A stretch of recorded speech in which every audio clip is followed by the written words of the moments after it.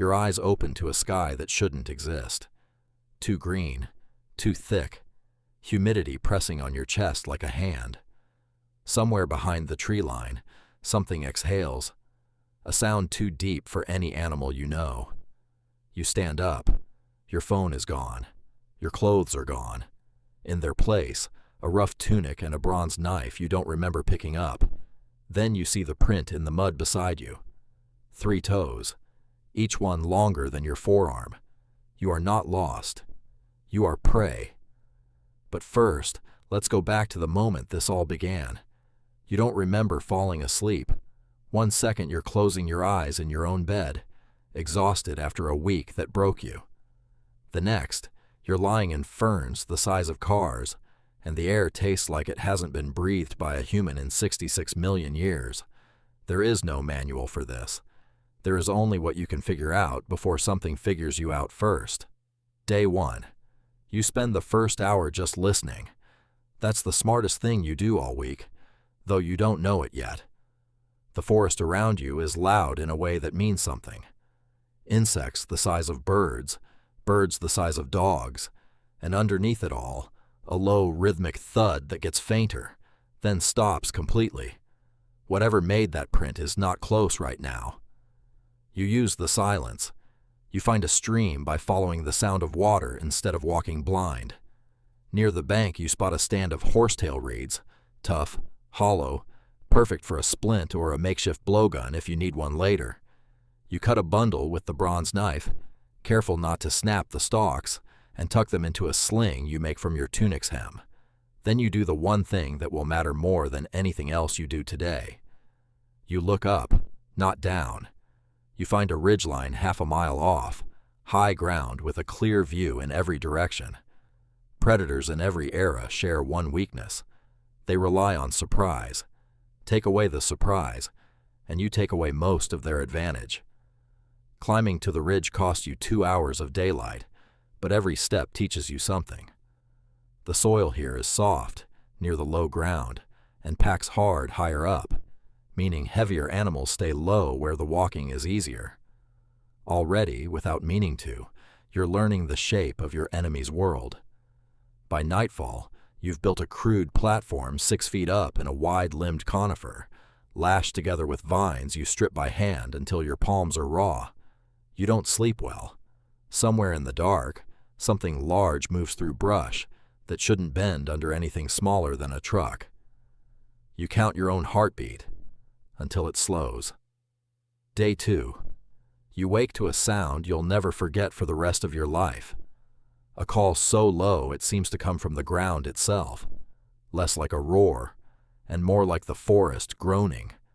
From your platform, you finally see it in daylight, 40 feet of muscle and bone, moving along the riverbed a quarter mile out, head swinging low side to side, testing the air the way a dog tests a scent. A Tyrannosaurus Rex, and it is hunting something. You watch its pattern for an hour before you move, and that hour teaches you everything. It doesn't run randomly. It works the riverbank because prey comes there to drink, and it has clearly done this 1,000 times before. It doesn't climb. Its arms are too short, and its balance too particular for anything requiring more than 2 points of contact with the ground. It doesn't like dense brush either, because its whole body is built for open, unobstructed ground, not for squeezing between trunks. You watch it circle a fallen tree twice, rather than step over it, and you file that away like a diagram. You spend the day building your first tool with intention, not a weapon, a warning system. You strip vines and rig them ankle-high between trees along the 2 clearest game trails leading up to your ridge, tied to a cluster of dry sticks and hollow reed fragments that will clatter if anything heavy pushes through. It's crude. It won't stop anything.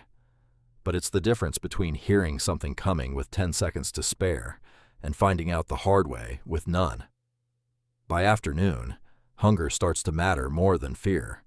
You find a cluster of what looks like an ancient fern with edible-looking fiddleheads near the base, and beside them, tracks of a smaller animal, something the size of a large dog, 3-toed but slighter, quicker. You don't try to catch it today. You just note where it drinks and when. Night falls fast here, faster than you're used to, and the platform feels smaller with every passing hour. Somewhere below, the riverbank call sounds again, farther off this time.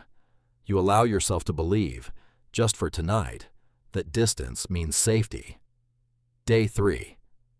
The T-Rex changes its pattern, and you almost miss it. Instead of the riverbank, it starts working the tree line, your tree line. You don't know it yet, but somewhere in the last 2 days, you left a trail of your own scent leading straight from the ridge to the water, crossing the same patch of mud each time out of habit. Predators here, like predators everywhere, follow the easiest path to food, and without realizing it, you've been leaving directions. You catch the mistake only because you notice the game trail near your platform has fresh, disturbed leaves that weren't there yesterday, pressed down in a pattern too wide and too deep to be the small dog-sized animal from before. Your stomach drops. You've been found, or you're about to be. You correct fast. You start washing at a different point in the stream every time, always downwind, always backtracking through shallow water where your trail disappears entirely. You also learn something today that will save your life later. The ground near a fallen, hollowed-out log holds moisture and heat differently than open dirt, and a large animal seems to avoid stepping onto surfaces it can't fully test with its weight first. You watch it approach a soft patch near the bank, pause, shift its weight twice, and walk around rather than through. You start mapping every soft, hollow, unstable patch of ground within a half mile, marking each one with a stacked pile of stones too deliberate to be natural, a code only you understand. You don't know yet that you're building a trap. You're just building a map, one careful, exhausted observation at a time. You also start paying attention to smaller things, because in a world like this, small things keep you alive just as often as big ones. The insects that swarm near standing water carry a bite you learn to avoid after one painful lesson. A vine with a faint citrus smell turns out to hold drinkable sap when you split it at the stem, which matters more than you expect once your water supply runs low by midday. None of it feels important in the moment. All of it becomes the difference between a body that's still strong on day 7 and one that isn't. By the time the sun drops behind the ridge on day 3, you've survived 3 days in a world that was never built for you, using nothing but silence, high ground, and the simple discipline of paying attention to what a 9-ton predator does not want to do. That discipline is about to matter more than you know, because tomorrow, for the first time, it's not going to be watching from a distance. Tomorrow, it's going to be close enough to see you breathe.